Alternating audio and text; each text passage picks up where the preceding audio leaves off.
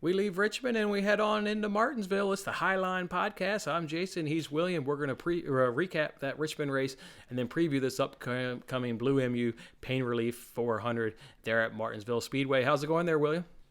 It's going good, man. We're heading out to another short track this year. The racing product at these short tracks hasn't been phenomenal by any means, but hopefully, since it's under the lights, we'll maybe see some more intense racing. But having my fingers crossed for now, but not looking too good. Not looking too good, but glad to have you back this week. Everybody missed you last week, and it feels good to have you back on here. So let's just go ahead and jump into that and recap the Toyota Owners 400, where Denny Hamlin went ahead and won the race. And I remember going back and forth with you on Twitter on Sunday as we were watching this race, and it was boring. I know you kept being optimistic and being like, it'll pick up. That was boring. I didn't even get to the finish, to be honest, with I gave stage 3 maybe about 20 laps, and then I turned it off. I think I messaged you like, I'm done, man. What did it? I mean, was that not just a boring race? That was terrible. Yeah, it was a boring race overall from the start to finish. It was terrible. And one thing that will get me going is when they have these polls after the race judging if the race was good or not good. And people want to go off how the finish was to make their decision. The race sucked.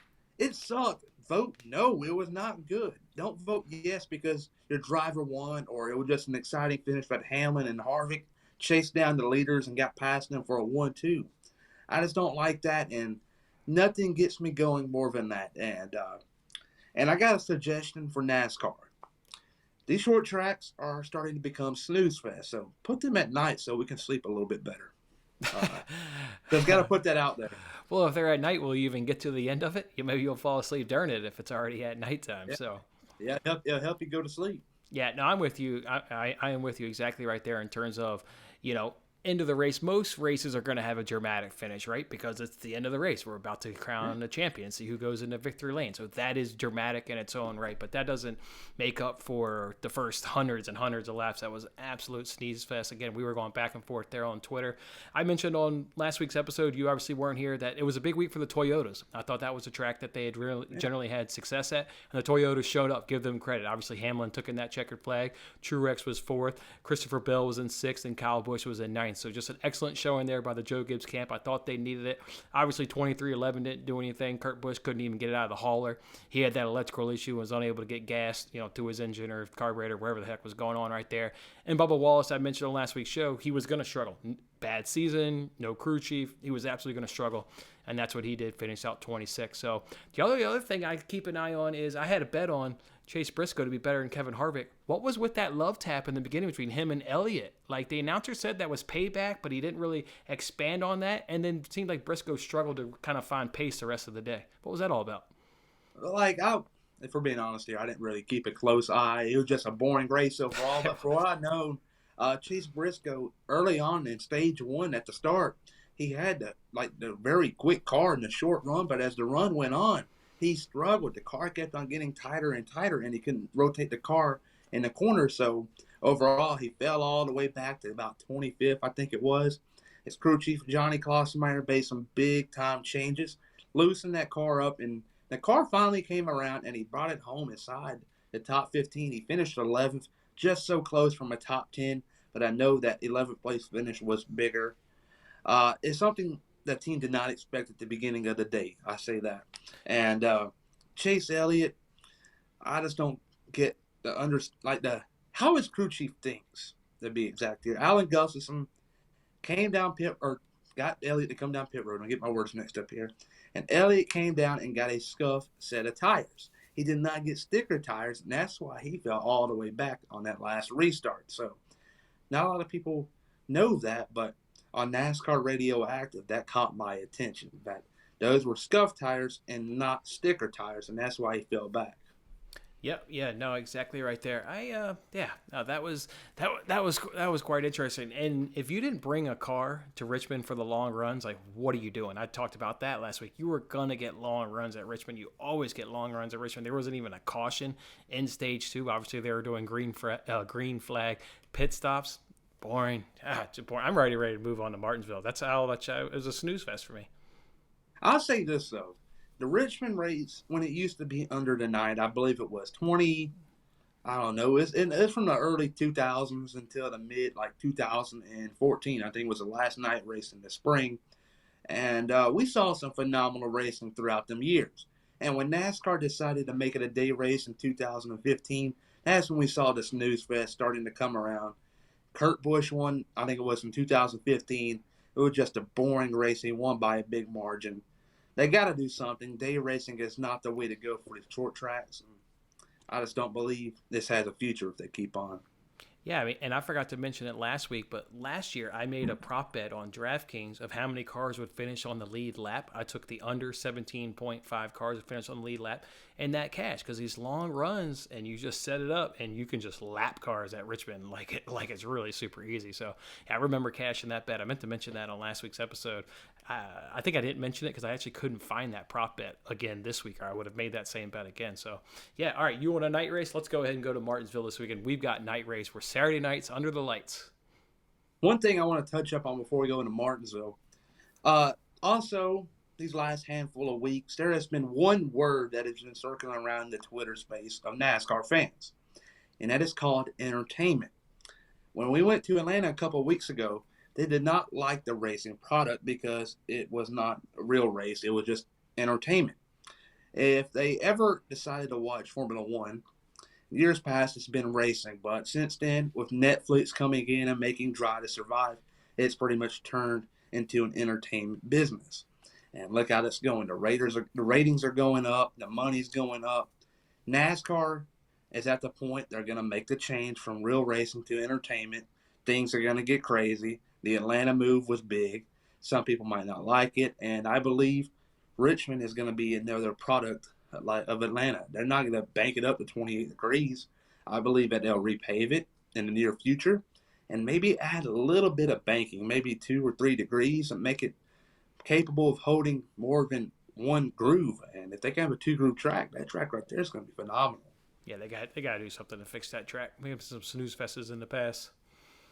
All right, Blue MU Pain Relief 400. Here's a note right there. I said 400. Did you notice that, folks? This is not a 500 race. We got 100 laps shorter at Martinsville. Dial up that intensity. Dial up that pressure, folks. You got 100 shorter laps. May not be great for the fan, but in terms of just everything happening that much faster, you got 100 less laps to get it all done. So I think that right there will go ahead and bring up the intensity here at the Paperclip on Saturday night. Bowman and Truex, they were the winners last year at Martinsville. If you're going to look at any comp, you can look at the Clash of the Coliseum. That was obviously a short track, short track. And you obviously got Richmond you want to go ahead and look at. You can obviously look at Bristol if you want to look at some other short tracks right there. What are some of the things you're going to keep an eye on this weekend or Saturday night?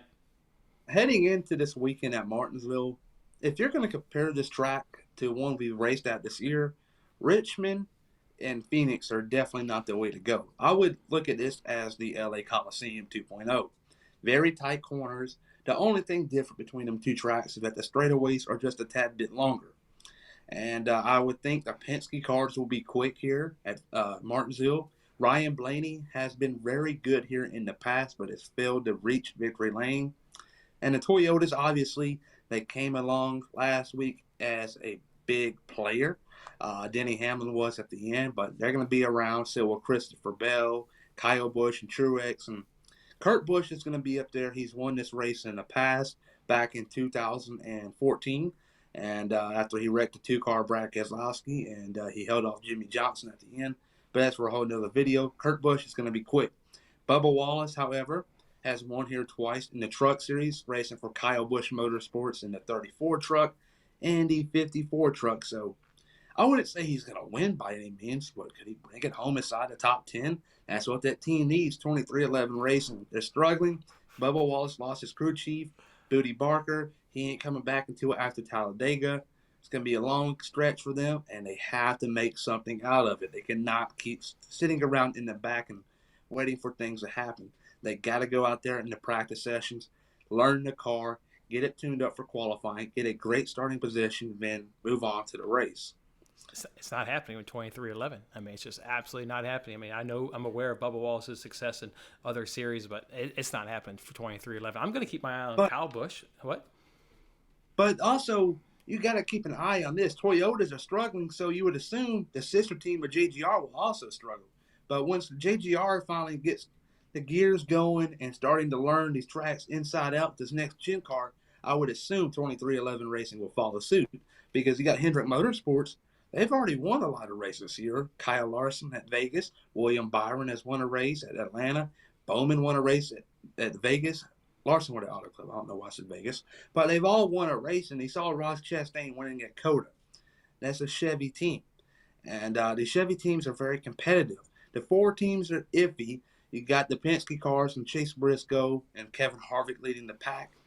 I just think once JGR finally gets a hold of this next gen car, 2311 Racing will follow suit, and they'll be up front contending for top 10s and top 5s and maybe even wins. Yep, that's why I thought last week was really good, because I thought that was going to be a track that obviously they've had a lot of success at. So I thought that was big, and I obviously mentioned all those cars getting into the top 10. So, yeah, I'll be seeing if Kyle Busch can bring it to Martinsville again this week. And I think Truex Jr. is obviously a name you got to keep an eye on. Danny Hamlin as well.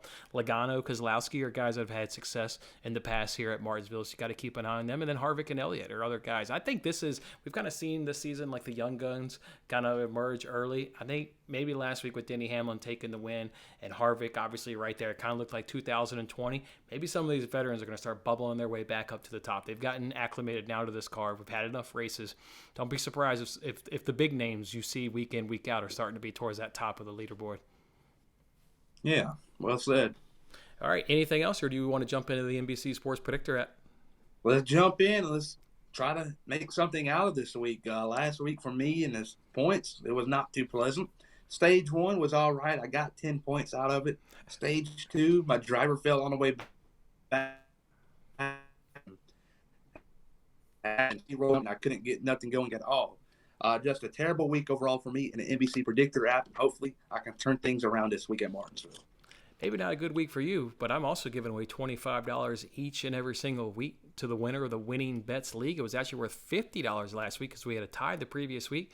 If we take a look and see who took my $25, we had another tie, but this was only a two-way tie, so we will be giving out the money. $25 goes to Justin, and $25 goes to BWSD70, as both of them came in with 60 points, so a fantastic entry by both of them. So both of you, go ahead and hit me up on Twitter, give me your PayPal information, and I'll send you each of you $25. We're not here to win $25, though. That's just a nice little bonus. We're here to win $10,000, and you can do that if you pick the driver to finish best amongst the 3 stages and then give them a top 3. So, William, who do you got winning stage 1 between Kyle Busch, William Byron, Ross Chastain, and Bubba Wallace? I really had a hard time picking here.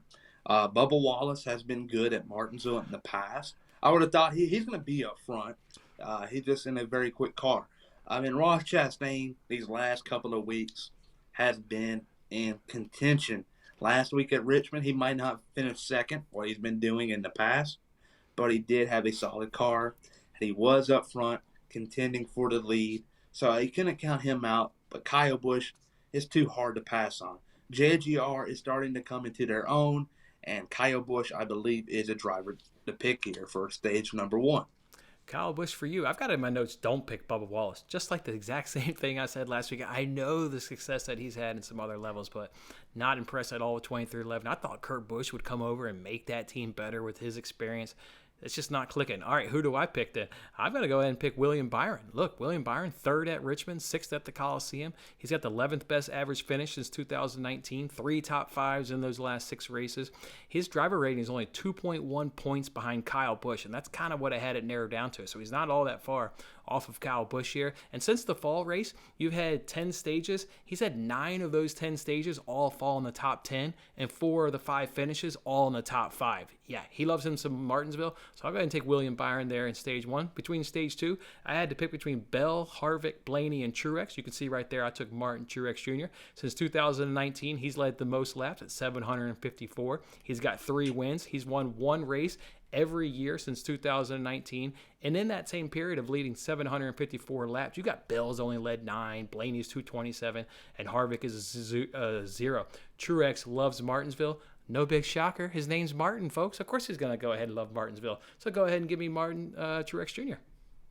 Martin Truex Jr. is a great pick. And going back to your William Byron pick, he's also very competitive here at Martinsville. He finished runner-up in the fall of 2019 to Truex, but he's going to be quick, so I would not count him out at all. But right here, I'm going to pick Ryan Blaney. Forgot which year it was. It was 2018 to be exact. I just remembered. It was the year where it snowed on that Sunday and they postponed it to that Monday. And Ryan Blaney dominated. He led a lot of laps until the end when my man Clint Boyer came up and stole the win and brought his first win home since Richmond in 2012. A long time coming. And I know that deep down upset Ryan Blaney because he was wanting to bring home a win to Ford. And Ford was struggling that year in 2018. And if he would have got that, it would have been a big reach. But Clint Boyer brought it home for Ford, and it upset Blaney. And in 2019 rolled around, he was competitive, but didn't win. 2020, same thing. And 21 also the same thing. His time is coming. I don't think it'll be this time around, but he's going to finish the best in stage number 2, I believe. He's had a fantastic season. He's most definitely going to go ahead and be up there. I've got him picked a little bit later, so I'm going to expand on some of the reasons why you certainly like Ryan Blaney. All right, for stage 3, everybody can see you've got Denny Hamlin. I've got Chase Elliott. Why do you got Hamlin? Denny Hamlin, he won last week at Richmond. He's won here at Martinsville in the past many times, so you really can't go wrong with Denny Hamlin here. He's a great driver at the short tracks, and also, this is his home track. He's going to have a lot of people he grew up friends with and family members here at the track, and that's going to motivate him. He's going to go a lot harder than he would typically would, so I would have him finishing up front. All right, in this group, we also had Larson and Logano as well. I had it narrowed down between Hamlin and Elliott. I think you said it really well. It's hard to pick between those two guys, but since 2019, in those 6 races, Elliott's got 1 win, Hamlin's got 0. Elliott's got 4 top 5s. Hamlin's only got 3 top 5s. Driver rating for Elliott is 116.4. Hamlin is 100.1. So he's been better since 2019 at this track. I don't know. I think it was tough between pick Hamlin and Elliott. I obviously chose on Chase Elliott. All right, who do you have for a top 3 there, William? My top 3, I'm going to go from 3rd place. It'll be Christopher Bell. I think he's going to have a phenomenal run in the Yahoo car. Have you seen that yet? I haven't seen his paint scheme. He's running Yahoo? Oh, it is sharp. It is a purple car, and it's one of the greatest looking cars you will ever see with its next-gen body and design. I really liked it. Christopher Bell bringing it home P3. P2 will be William Byron. He's having a great year. He won at Atlanta, and he should have won Richmond in a way or two. He was very quick. Mm-hmm. Bad call by Rudy Fugle. At first, I thought, man, Rudy Fugle's going to like a genius if this ran out, and they won, but they just fell so much off the pace. The 11-4 got passed. I know they're going to be upset. They're still going to come home second, though, so that'll be all right. Winning the race will be Denny Hamlin. You can never go wrong with him. He's the hometown driver. He's going to win back-to-back. And not to add, they go to Bristol next week. And Bristol, the dirt race is going to be iffy for Hamlin. And after that, they go to Talladega. Hamlin's got some good tracks coming up. And if he can win this week, man, I feel bad for that competition. I know he's all the way back in 20th in the points, but you can't count him out at all for going for the championship title for the regular season. So it's still way too early to make like a prediction for that. But Hamlin's not out of the running yet. Oh, definitely not out of the running. That guy's on fire. You saw what he did when he entered the playoffs last season. That's when he hit his stride. He was finishing second on last season, not come playoff time. You definitely can't count him out. All right, for my top 3, I'm going to go ahead and give Martin Truex Jr. is going to go ahead and take home that checker flag. Look, he has just been dominant here at Martinsville. Again, won at least once every year since 2019. Right behind him will be Chase Elliott and Denny Hamlin. I've already talked about those two guys. All right, talked about all 3 of those guys. But, yeah, I think this is the week where, starting last week, you're going to see the big names come right back up to the top. So I've got those guys right there. So Truex, Elliott, and Hamlin are my top 5. All right, let's jump over now to the Fox Bet Super 6 app. Let me go ahead and here pull up the app. This is, of course, where you can win only $5,000. You see they're getting cheap on us, William? They're only putting up $5,000. Yeah, what's the deal with that, man? Where's the $10,000, Clint? And the thing is, it's going to go down throughout the season because once they switch over to NBC, it's going to go from $5,000 to $10,000 to $1,000. Yeah, I think it was $1,000. It's still a good amount of money, but like it's going down that much. It just makes you think, how much longer can they go doing this? All right, one of these supporters of this channel is going to go ahead and win this. We've had guys make comments on the videos. We've had guys, interact with me on Twitter. Guys are getting 5 out of 6, 4 out of 6. It's going to happen one time on this group. Somebody's going to go ahead and bang all 6. So remind you, everybody, you can go ahead and make your changes throughout stage 1. And all these questions are at the end of stage 2. So where's that pole sitter going to sit at the end of stage 2, William? I got him at 3rd, but it's just a guess right now. I don't even know who it is. I'm going with 4th. That'll be 4th. answer C.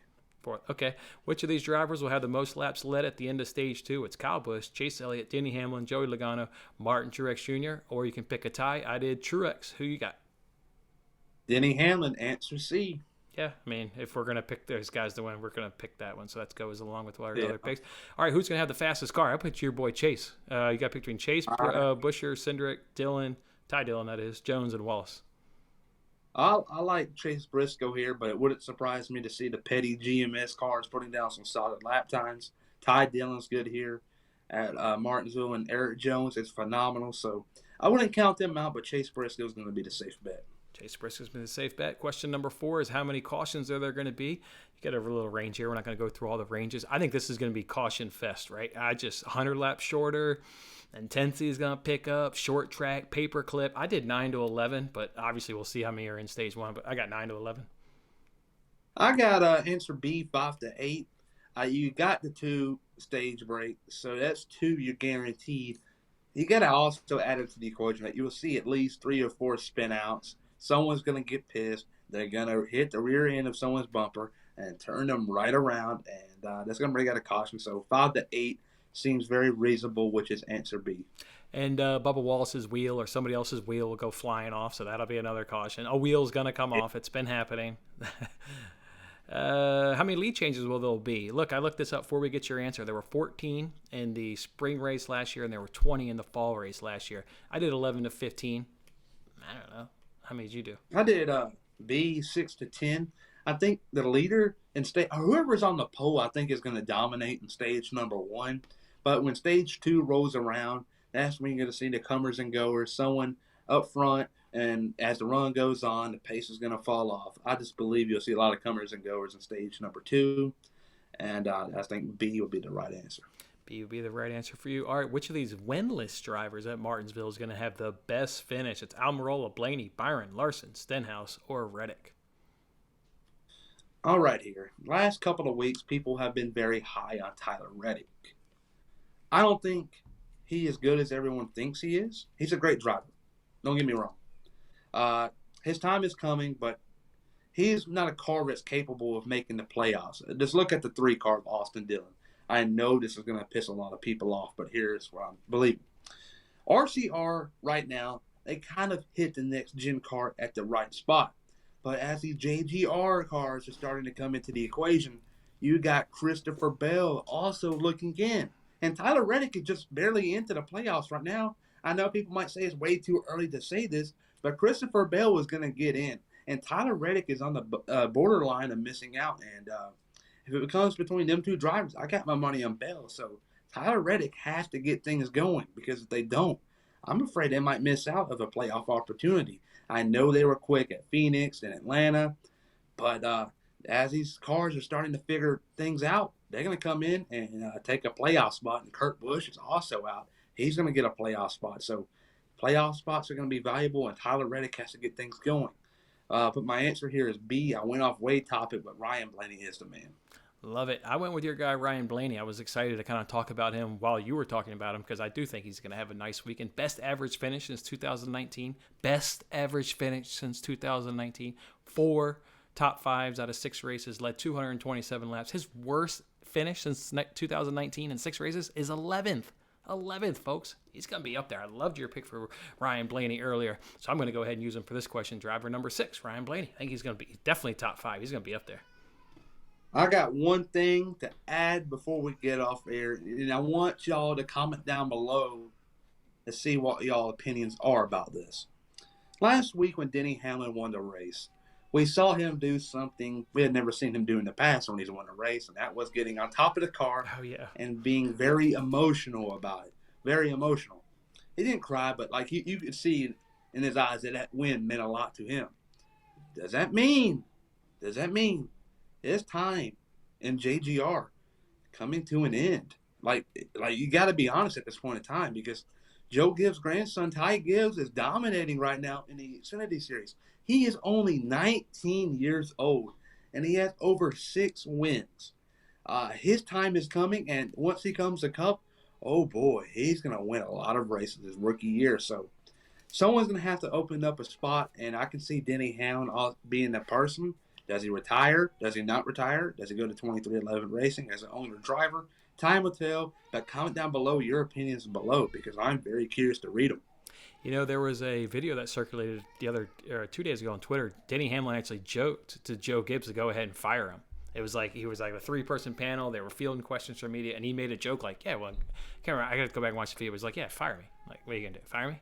Like, he made a joke. Yeah, he's gonna be he's gonna be a Keselowski. He's gonna be an owner driver at 2311. I mean, it's gonna happen. He's gonna go over there. Kurt Busch is not. I think he was just brought in to really lift Bubba Wallace and really be that veteran on that team. That wasn't a long time thing. I think you're right. Maybe he does move on. I think it's natural. He just goes right over to 2311. He'll be in the 45 or whatever. Yeah, but they probably buy a charter. I would think Kurt Busch will stay around for a year or two. It'll probably be the 30. I forget what other number they own. It's going to probably be a Michael Jordan number he's used throughout his lifetime. Probably be 32. That's what they use in iRacing for their eSports team, but it would make a lot of sense for 32 for Denny Hamlin. But Ty Gibbs going up for that ride, that's going to be a big deal and something to keep your eyes on, because if Ty Gibbs goes up to the Cup Series, he's going to be around 20 years old. He's going to win a couple of races. He's not going to back into a win like Alex Bowman always does, according to Kyle Busch, and sneaking a win at the Daytona 500 like Austin Cindric did. He's going to go out there and dominate and earn the win. Last week at Richmond, he got a lot of hate because he decided to wreck his teammate for the win. What do you want to do? Just sit there and let your teammate win? That's not even going for the championship? Like, come on now. You got to think, if you're in that position, what you would do. Very controversial, but I'm ready to see some of the comments below, because I am very curious to read them. All right, well, let's also go ahead and do that free giveaway. 2 weeks ago, we gave away Corey LaJoy. We did the giveaway last week, but we didn't know what we were giving away because you weren't here. What are we giving away, William? All right, here. To be entered, this is what we're going to do. No, we already entered it. I already got the names. They already entered it. I've got the name. I'm ready to draw a name out of the hat. Just tell the people what they're winning. They've entered it. All right. We're gonna try something different here. We'll save it for next week. But for this week, we're gonna do the Cole Custer card. Cole Custer. And you got a winner? Yeah. Let's throw the names up. These are everybody who commented on last week's video. So we got 11 people. You guys know how we do it around here. Let's hit one. We got number 7. That's Bobby F. Bobby F is the winner. Comment Bobby F. You got to hit William up on Twitter. So hit William up on Twitter, and he'll send you Cole Custer. Do you want to go ahead and give away another one today? So we do want people to comment on. You want to give away another one? All right, here we'll do it this way.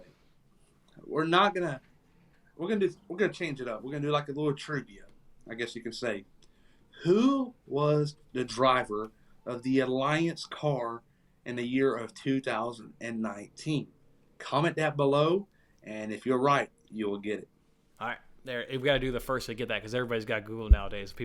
Everybody's going to get that. Everybody's got Google. So the first person to put in that answer will win another one of those cards of another driver, to be determined. Or you want to go ahead and say who it is? It's to be determined, because I'll give it away. To be determined. All right, Bobby F. Go ahead and hit William up on Twitter. He'll go ahead and send you that Cole Custer card. And as everybody, thanks for hanging out with this week on the Pylon Contest. We're really looking forward to Martinsville this weekend. Saturday night under the lights should be a good one there. Enjoy it, folks. William, great having you back here, man. Look forward to talking with you next week. Have a good one, man. All right, man.